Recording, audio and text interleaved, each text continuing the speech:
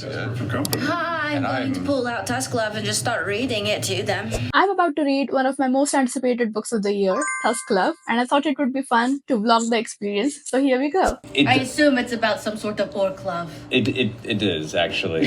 It deals with the union of a half-orc and the daughter of a traveling merchant as they meet they meet on the Amber Road up near Druvenlode, and it goes into a saucy union between the two, but they can't because what would the parents think?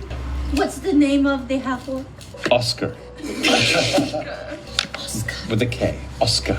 And Oscar and Genevieve have to paddle to shore. It was Guinevere. Guinevere, that's what it was. I remember Oscar a lot All more. about it. Just finished the first chapter and it was very interesting. We learned that Guinevere is on her way from Rexentrum to Nicodranus to meet her parents. We just got introduced to Oscar, and right away I can see why he is the perfect book boyfriend for Jester. I'm really enjoying the D&D references, like inside jokes, like this line. A length of rope. What is it with people never thinking they'll need rope? Like, this is an ongoing joke at our D&D table. I'm also enjoying seeing why Jester would like this book.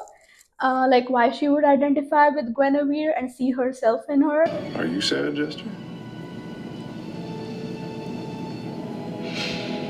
Only sometimes. But it passes really quickly. 30% update. A lot happened. We got our first kiss. And I pull her in. Can I kiss you?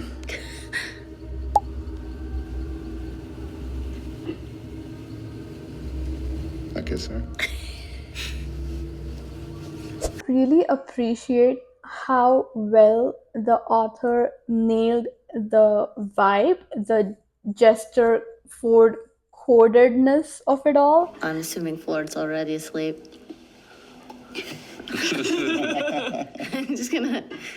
I'm gonna crawl over and just lift his arm up and put it over. Snuggle up. Hi. Hi. I'm sleeping. I know. We have reached the spicy part of the book. That's It's very building graphic. tension. Let's keep going. Okay, never mind. Okay. As he ripped open her bodice.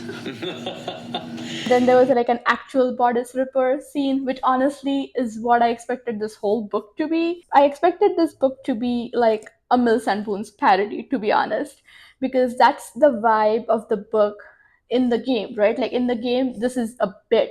So I fully expected this to be like just a Mills and Boons parody, but they made it into like a legit romantasy. And then that one scene kind of pays homage to the original Bardis Ripper genre of romance. Apart from that, normal D&D things happen. Like they've been traveling on the road and through the woods, so they keep meeting different NPCs. It's fun to see Critical Role references pop up. Kind of need some insider Critical Role knowledge to get some of the references, but they're also subtle enough that if you don't get them, it's not going to take you out of the book. I like how they're handling the in-game lore of Critical Role, but you can still read this book as a standalone romantasy if you're not a critter. But for critters, they're like delightful little nuggets peppered all throughout the book.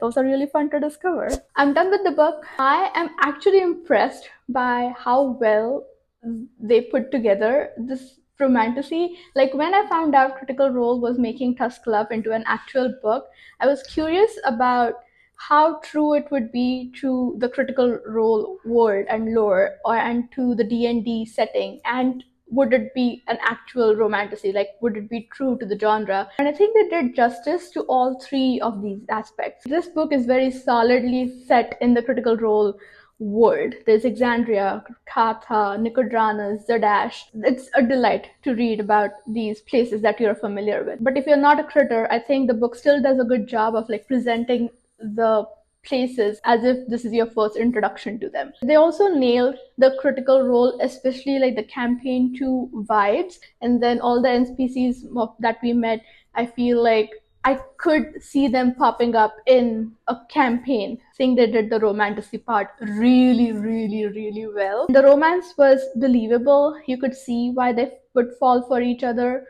You could see why Jester would like their romance and kinda idolize it. You can also see why this would be a popular book in the world of Exandria. There was banter, there was spice, there was sweetness, there was depth and like deep internal rich lies for both of them. If you're new to romantasy but you're a Critical Role fan, I think you should totally read it. It's the most beautiful love story you've ever heard in your entire life, basically. As for the writing, I haven't read from this author before, but now I want to.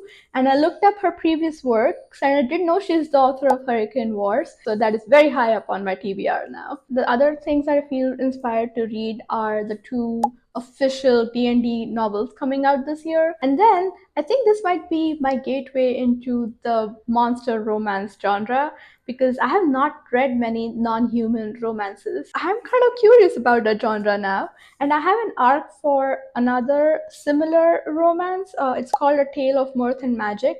It is also a bodyguard travel romance. So yeah, I think that is also bumped up to the top of my TBR. Yeah, that's all for this vlog. Thanks so much for watching and happy reading.